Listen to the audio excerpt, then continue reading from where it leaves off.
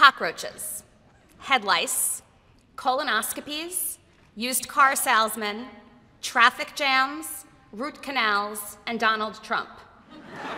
What do all of these things have in common? They're far more popular than the United States Congress.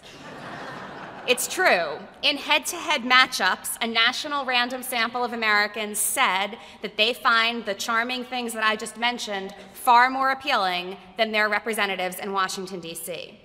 Now, the House and Senate might take solace in knowing that they rated a little bit higher than playground bullies, North Korea, and meth labs, but to be perfectly honest, the margins were quite close.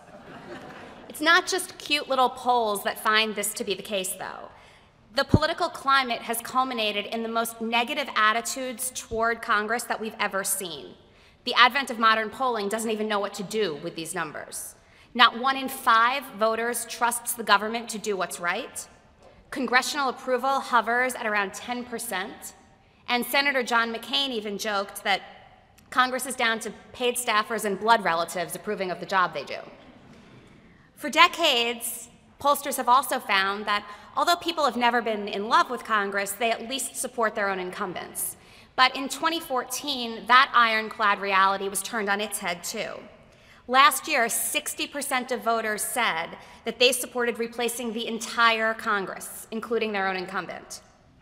And roughly half of people said that if we were to replace the entire Congress with random people walking down the street, they would probably do a better job.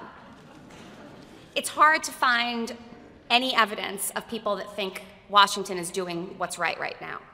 So what are the consequences of a political system that's held in such low regard? What are the implications for democracy when politicians are viewed as so ineffective and our political system so dysfunctional? How does this bode for the future of a democracy? And what does it mean for future generations?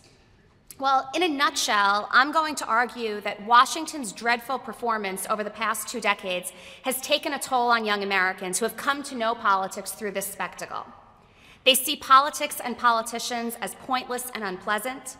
They see leaders as corrupt and selfish, and they have no interest in entering the political arena ever.